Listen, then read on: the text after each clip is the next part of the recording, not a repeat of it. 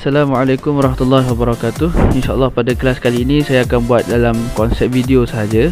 Dan kepada yang dah tengok video ni nanti boleh share dekat kawan-kawan. Pastikan kawan-kawan pun tengok video ni. Sebab untuk tajuk kali ni pun insyaAllah tajuknya mudah. Sebab kita boleh fikir secara rasional. Sebab ini berkaitan dengan civic. Tahu civic? Civic ni adalah disiplin kita.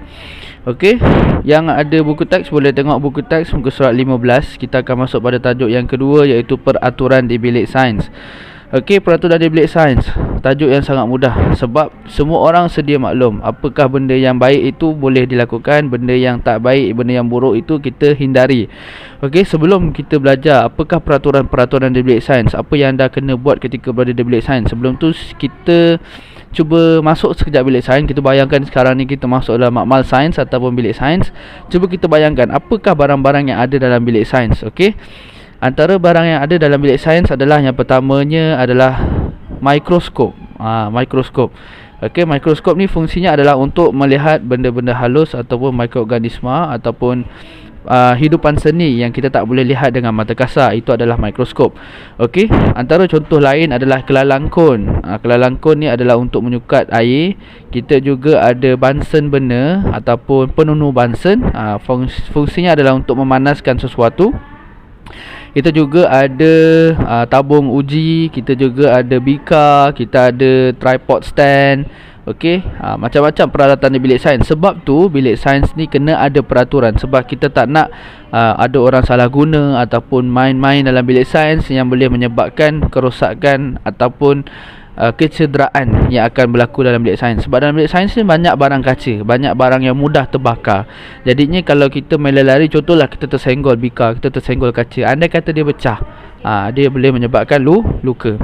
Kita terus pergi ke muka surat 19.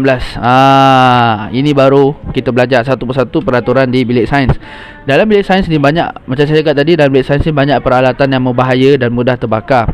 Jadi kita kena jaga dengan betul. Kita kena kendalikan atau uruskan barang-barang tu dengan betul untuk elakkan kecederaan yang akan berlaku. Okey, tengok muka surat 19. Peraturan yang perlu dipatuhi. Ini adalah peraturan yang wajib dipatuhi. Okey, yang pertama, masuk dalam bilik sains dengan kebenaran guru sahaja. Okey, contoh awak bayangkan dekat sekolah awak ada makmal sains. Pada waktu tu saya cakap, okey, sekarang waktu sains, saya nak buat eksperimen, kita kena pergi bilik sains. Jadinya pada waktu tu selagi guru belum sampai ataupun selagi mana saya belum sampai, anda kena berdiri di hadapan bilik sains sehingga dibenarkan masuk oleh guru. Sebab kita tak nak apa-apa berlaku di dalam bilik sains nanti, kita tak nak benda tu menjadi satu kemalangan ataupun satu insiden yang kita tak nak lah. Sebab kita masuk bilik sains tu sebab kita nak belajar, sebab kita nak buat sesuatu. Jadi kalau benda tu jadi kemalangan, dah jadi cerita lain kan. Silap dah tak belajar dah. Okey, yang kedua, lepas kita masuk, selepas mendapat kebenaran guru, pastikan peraturan yang kedua, buka cermin tingkap dan pasang kipas. Selagi ada mana tingkap dekat bilik sains tu, buka semua bagi pengudaraan yang cantik. Lepas tu pasang kipas, hidupkan kipas. Okey, switch on kipas. Yang ketiga, jalankan aktiviti mengikut arahan guru. Jangan suka-suka buat dulu selagi mana guru belum benarkan untuk mulakan eksperimen ataupun mulakan penyiasatan.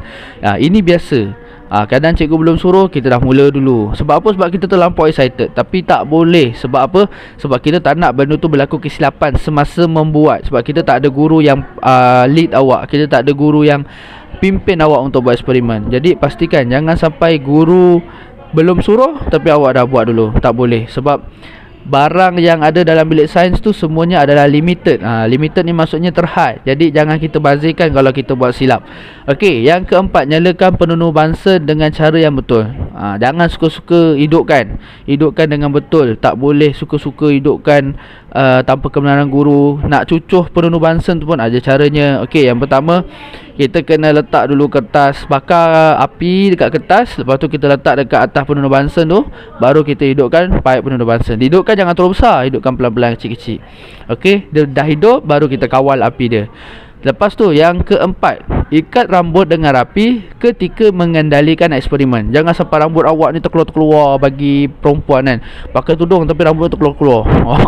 Sidai kat luar, sebelah luar. Yang lelaki pula yang pakai kopiah, pastikan rambut awak ni masuk dalam kopiah betul-betul. Kemaskan, letak kopiah ni betul-betul dekat dahi, jangan letak dekat atas. Okey. Sebab bila awak buat eksperimen tiba-tiba kopiah awak jatuh, dah jadi masalah. Okey. Tangan penuh ni, tiba-tiba kopiah awak jatuh, macam mana awak nak ambil?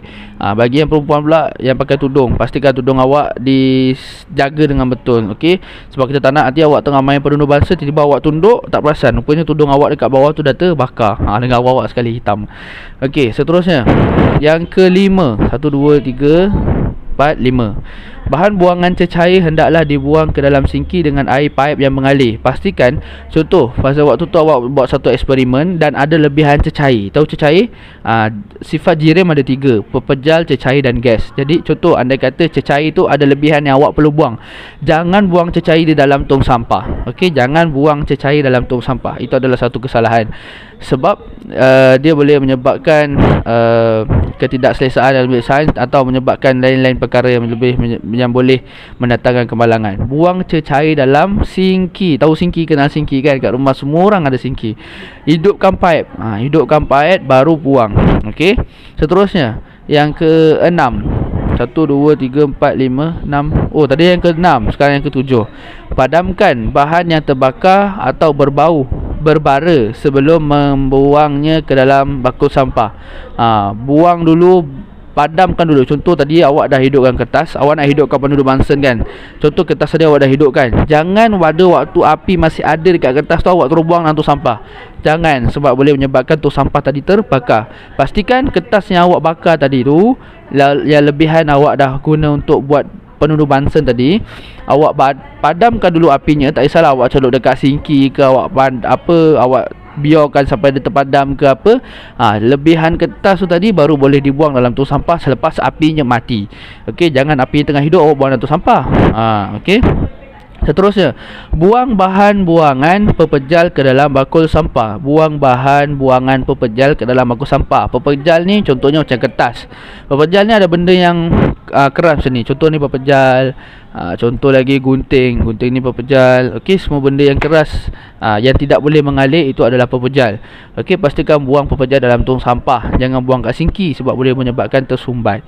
Okey. Seterusnya, laporkan segera kepada guru jika berlaku kemalangan, kecederaan atau kerosakan. Okey, contoh awak tengah buat eksperimen, tiba-tiba tersenggol kawan, bika pecah, lepas tu kena jari kawan awak berdarah. Jadi awak tak boleh simpan, tak boleh rahsiakan. Senyap, jangan bagi tahu cikgu, takut. Sebab apa? Takut kena darah. Tak boleh. Awak kena beritahu guru sebab kita tak nak kemalangan tu tadi menyebabkan lagi teruk. Kalau luka tak dirawat boleh menyebabkan jangkitan kuman. Okey. Ataupun kerosakan. Barang rosak pun jangan senyap. Contoh awak dah buat main-main penundur Bunsen, pop tercabut dia punya butang. Awak tak boleh simpan, tak boleh buang terus benda tu. Kena bagi tahu guru. Cikgu, cakaplah elok-elok sebab kita kesilapan kita kan. Cakap elok-elok, cikgu benda ni rosak, ustaz benda ni rosak, ustazah benda ni rosak, saya minta maaf sangat-sangat. Sebab apa? Sebab bila benda tu rosak, lepas tu awak simpan tanpa bagi tahu guru, kita takut nanti pelajar lain guna, dia hidupkan, benda tu boleh menyebabkan meletup ataupun terbakar. Sebab apa? Barang tu sendiri dah rosak. Okey, seterusnya, gunakan peti pertolongan cemas dengan bantuan guru. Dekat setiap bilik sains ada peti bantuan cemas. Dalam tu ada peralatan ringkas untuk kecemasan. Contohnya macam kapas, ubat luka dan sebagainya. Seterusnya, susun kerusi dan kemas bilik sains sebelum keluar. Ini yang terakhir. Dah pandai guna, pandai kemas. Okey, contoh anda dah guna dekat bilik sains tu, okey, jangan tinggal dalam keadaan bersepah. Itu pantang larang. Okey, bila dah guna, kerusi letak balik bawah meja. Kadang ada setengah sekolah dia letakkan kerusi tu atas meja, dia terbalikkan. Kalau terbalikkan. Kalau benda tu bersepah, tolong kemas. Sampah semua buang dalam tu sampah. Okey, jangan lepek-lepek. Tahu lepek? Jangan letak-letak dekat mana-mana. Okey, mana yang kotor dilap dulu, mana yang basah dikeringkan dulu dan sebagainya. Lepas guna peralatan, kemas balik dalam rak ataupun peti dia.